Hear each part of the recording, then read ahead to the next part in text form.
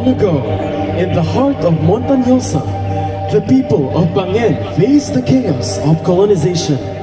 To protect Bahug, the last of Baganes lineage, his mother hid him in the embrace of the cacao trees, sheltered by rustling leaves. Bahug grew in wisdom and skill. He transformed their village into a haven of chocolates, a testament to the enduring spirit of Banguen, now Salcedo, from its humble beginnings to becoming the cacao capital of Ilocos Sur, a chocolate haven of the north, and soon a beacon of sweetness of the world, a story of resilience, a community united, and of a magic that blooms from the cacao, prepared to be swept away by the rhythm of the Cacao Chronicles that celebrated the past, embraces the present, and promises a sweet future. This is Tribu Salcedo! Sa gitna ng kaguluhan at sakuna, may isang inang bitbit ng anak upang ilayo sa magulo at maingay na lugar. Anak na walang alam at kamuwang-muwang sa mundo. Lumakad at naglakbay ang ina hanggang sa umabot sa kagubatan na masukal at tahimik. Hanggang sa matuntun ang mga puno ng kakao na kung saan iiwan ang kanyang anak.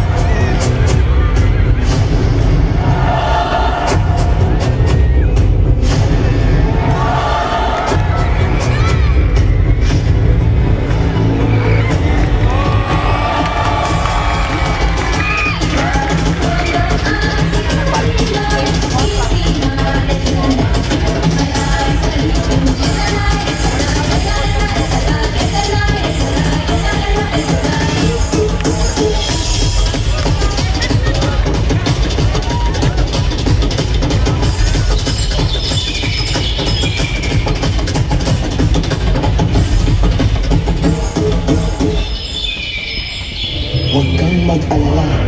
Mula ngayon, ako na ang mag-aalaga at mag-aaruga sa iyo. Papalakihin kitang mabait, masipag at mapagmahal sa kapwa. Ikaw ang siyang magbubuklod at magbibigay pag-asa dito sa bayan ng Salcedo.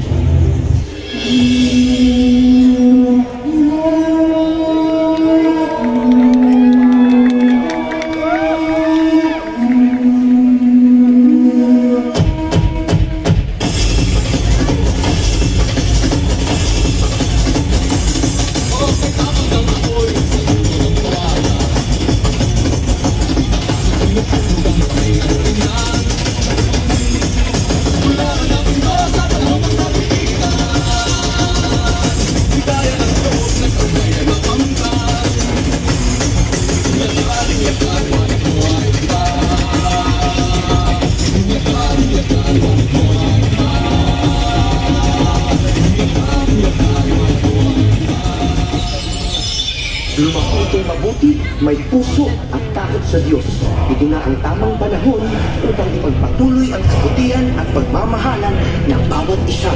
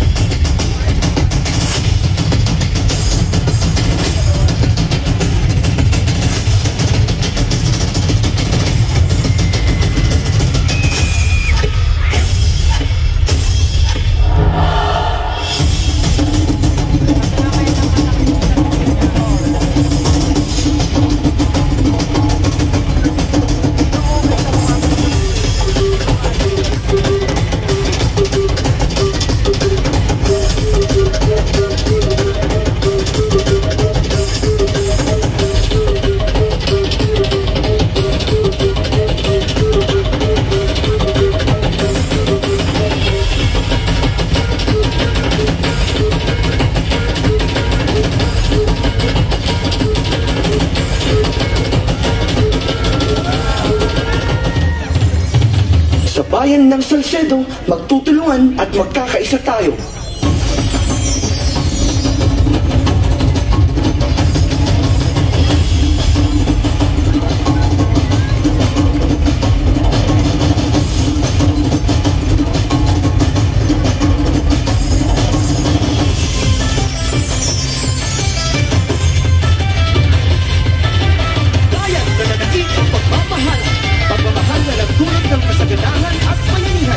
Yung patutungayan ang aming pinagmamalaking bayan ng Salcedo. Proyektong Salcedo, pagmalaki, mayak ka pa, ipagpapagin, sariling ating ipagpapagin, pagpapagin, nagkakagkakagin, aming pinagrimang awan pinabanawan, akasas at kakagawa, awang duman, uwi, kaposes ka ba?